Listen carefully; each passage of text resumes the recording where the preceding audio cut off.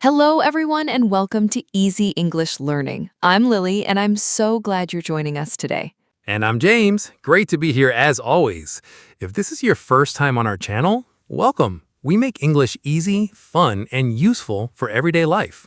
That's exactly right. We focus on real conversations, real vocabulary, and real situations so that you can actually use your English outside of the classroom.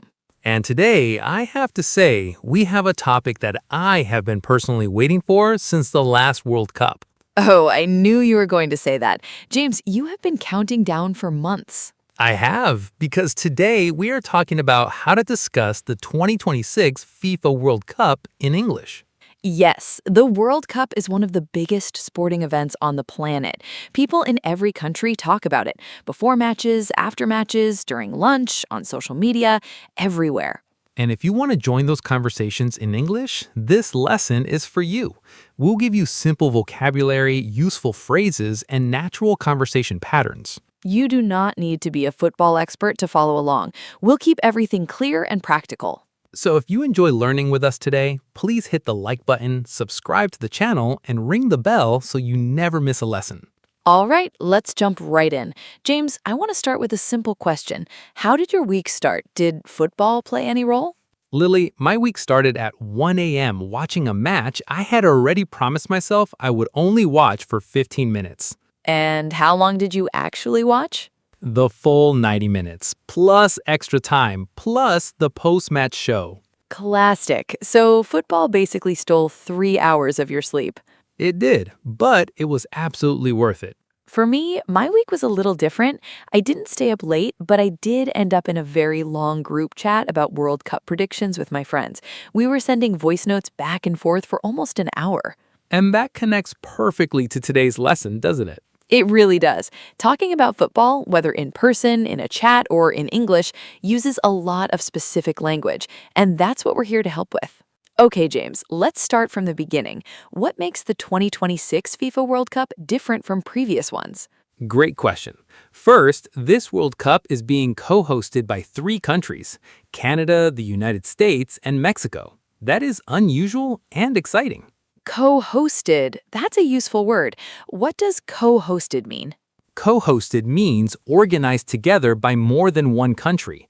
So instead of one host nation, we have 3 nations sharing the responsibility. Got it. And there's another big change with the number of teams, right? Yes, this is the first men's FIFA World Cup with 48 teams. Before, there were 32. So more countries get to compete, and there are more matches for fans to watch. So if someone asks you about the tournament in English, you can say this year's World Cup is bigger than ever because there are 48 teams and 3 host countries.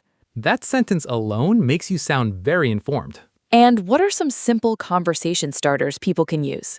The easiest ones are you following the World Cup? Or which team are you rooting for? Or simply, did you catch the match last night? I love rooting for. It's a very natural expression. It means supporting a team enthusiastically. Exactly. You can also say cheering for, same meaning. For example, I'm cheering for Morocco this year, or I'm rooting for Japan.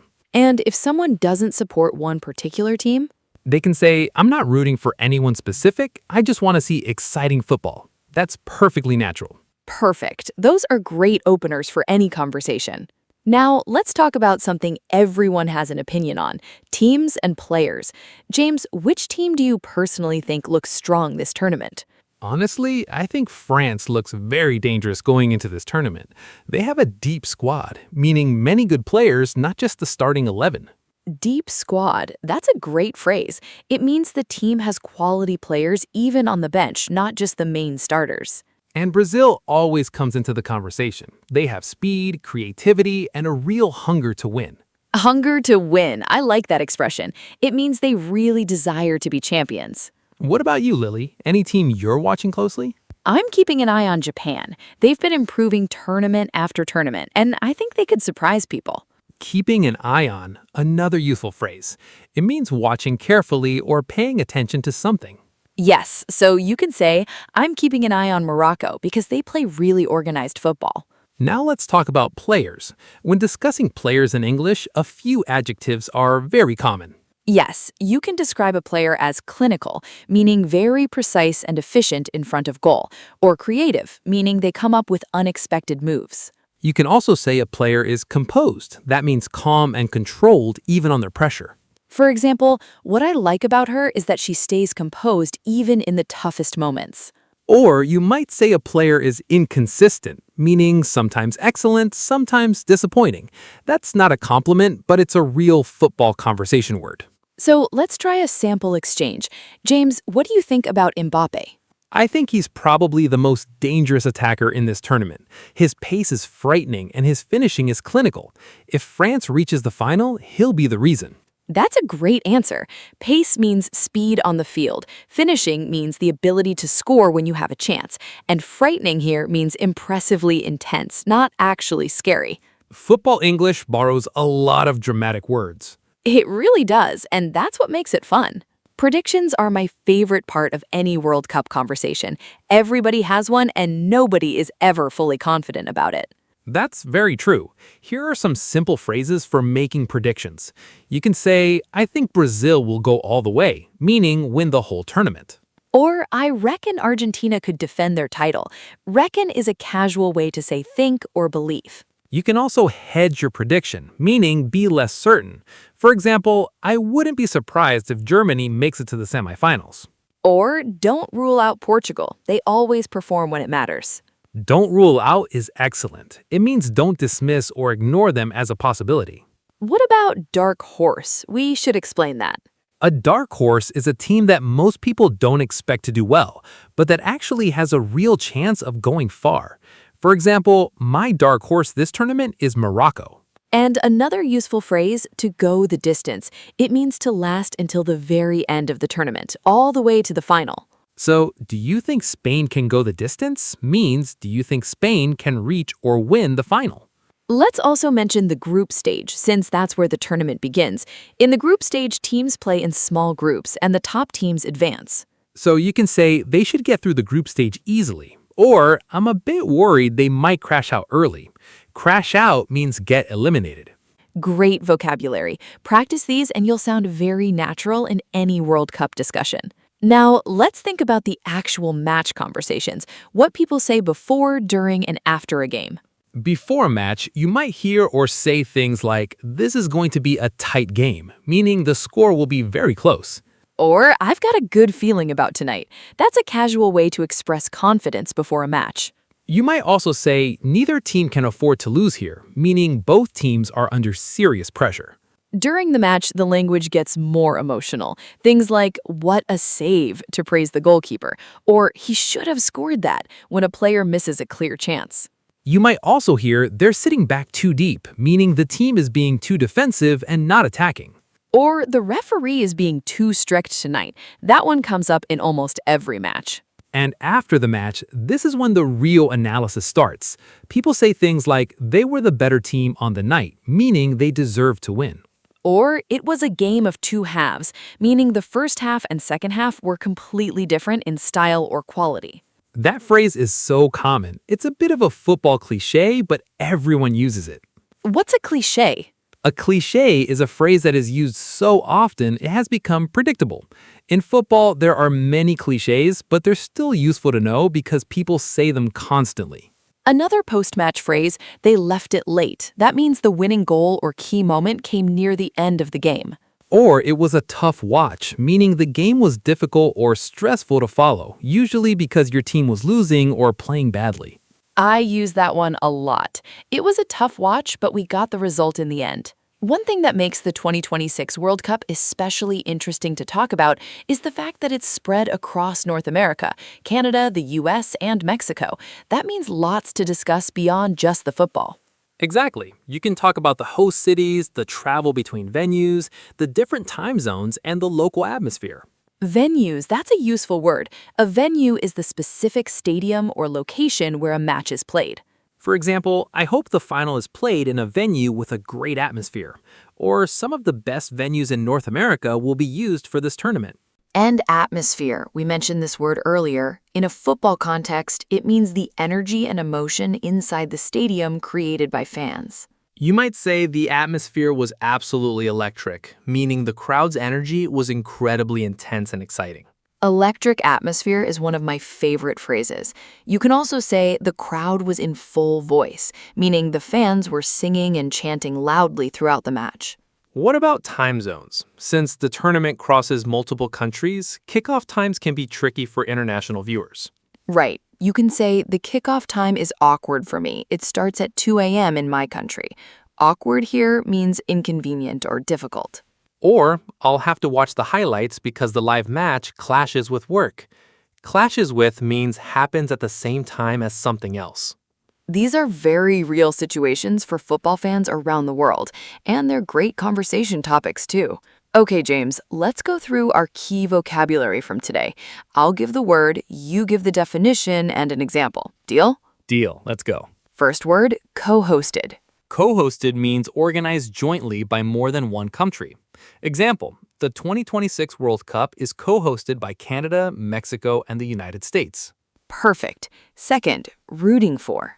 Rooting for means supporting a team with energy and enthusiasm. Example, which team are you rooting for this tournament? Great. Third, clinical. Clinical describes a player or team that is very precise and effective, especially in front of goal. Example, her finishing was clinical. She never wastes a chance. Fourth, dark horse. A dark horse is a team that surprises everyone by performing much better than expected. Example, my dark horse this year is Japan. Fifth, crash out.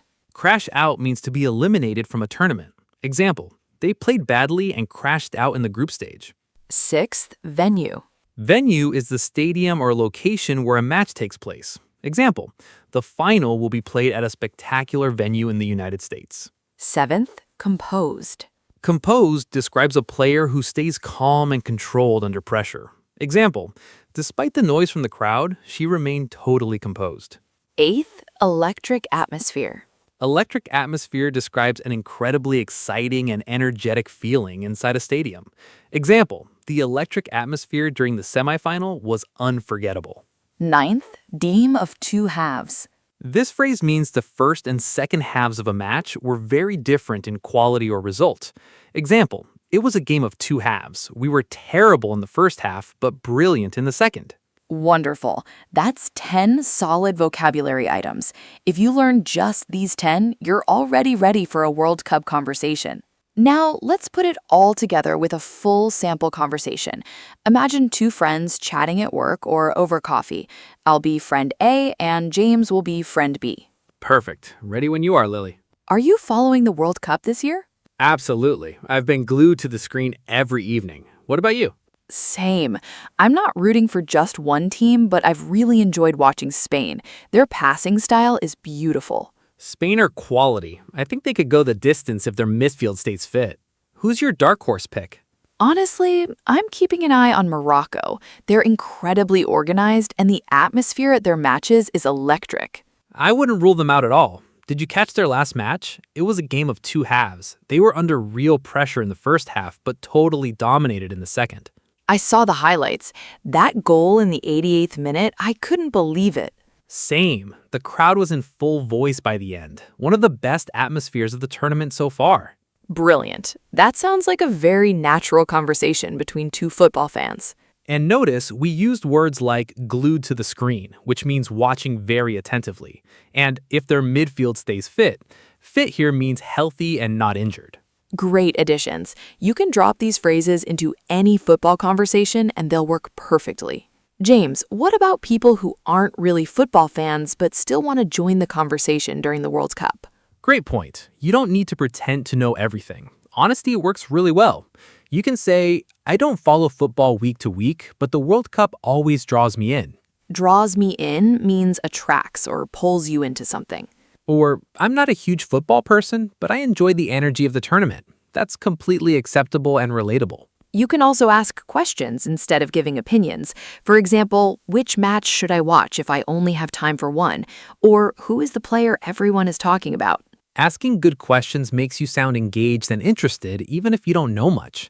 And most football fans love explaining things to new viewers. That is very true. Football fans rarely turn down the opportunity to share opinions. Never. We are always happy to explain. Before we wrap up, let's share some practical tips specifically for English learners who want to use this vocabulary. Tip 1. Start with one opinion. Before any conversation, think of one team you support, one player you admire, and one match result you noticed. Just those 3 things give you a full conversation. Tip 2, use simple sentence frames. For example, I think blank will do well because blank, or my favorite moment so far was blank. Fill in the blanks and you're ready. Tip 3. Don't be afraid to make mistakes. Nobody expects perfection in a football conversation. They expect passion.